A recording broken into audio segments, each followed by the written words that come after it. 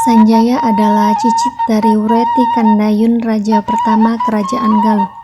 Sebagai penguasa Kerajaan Sunda, ia dikenal dengan nama Prabu Harisdharma, dan kemudian setelah menguasai Kerajaan Galuh, ia lebih dikenal dengan nama Sanjaya. Posisi dan kekuasaan Sanjaya di Pulau Jawa didapatkan dari trah keturunan dan perkawinannya. Pertama, sebagai Kerajaan Sunda, Sanjaya menggantikan posisi Sri Maharaja Tarusbawa sebagai Raja Sunda pada tahun 723 Masehi. Kekuasaan itu ia dapatkan setelah ia menikah dengan Taja Kencana, cucu dari cucu Tarusbawa. Kedua, Sanjaya sebagai pewaris sah tahta Kerajaan Galuh dari ayahnya, yaitu Bratasenawa atau Bratasena. Kedudukan sebagai raja di Galuh ia dapatkan pada tahun yang sama ketika menjadi Raja Sunda. Ketiga, Sanjaya merupakan cicit dari Maharani Sima atau Ratu Kalingga dari pernikahan ayahnya dengan Sana, cucu dari Ratu Sima.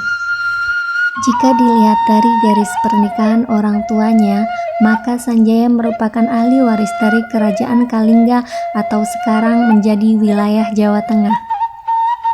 Dilihat dari posisi pada saat itu, wajar jika Sanjaya menyandang gelar sebagai penguasa tanah Jawa.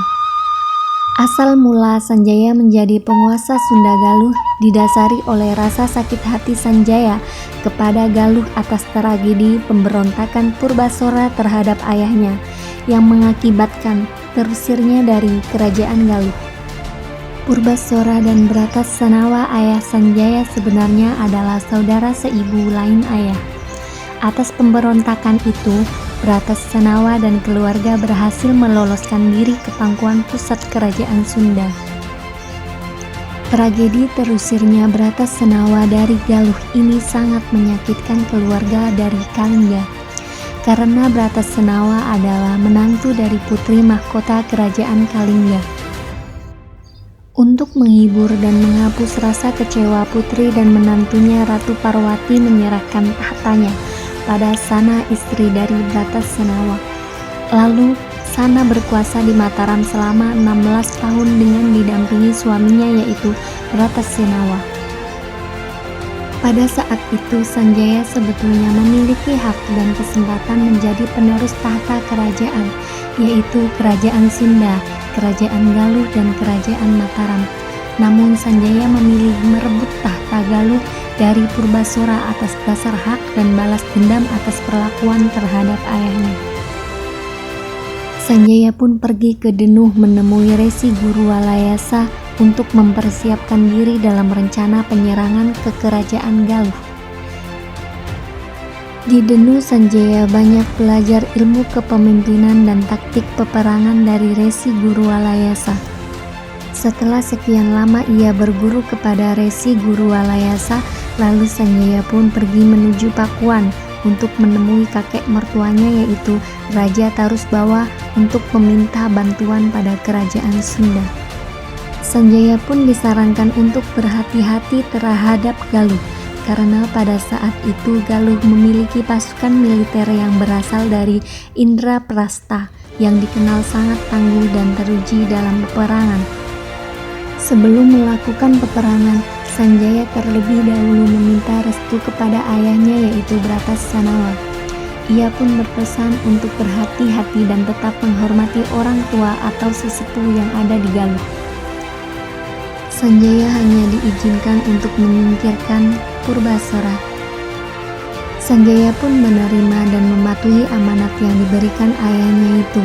Sanjaya perlahan mulai menyusun kekuatan dan membentuk pasukan khusus untuk melakukan penyerangan terhadap Galuh.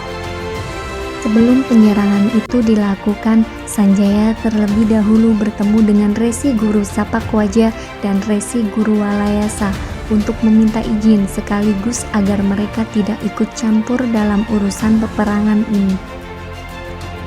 Dan Sanjaya pun janji tidak akan menyerang dan mengganggu siapapun selain Purbasora serta pasukannya.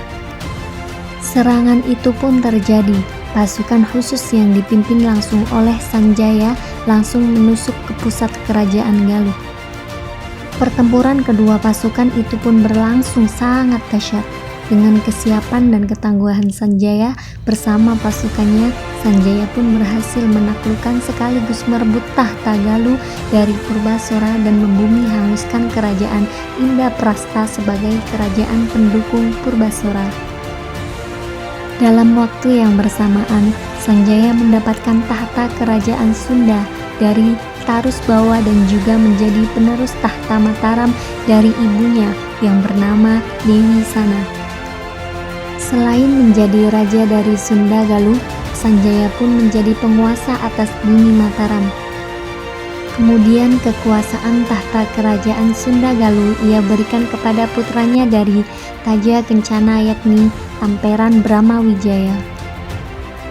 Sementara ia sendiri memilih meneruskan tahta dari ibunya di kerajaan Mataram dengan gelar Rakai Mataram Sang Ratu Sanjaya.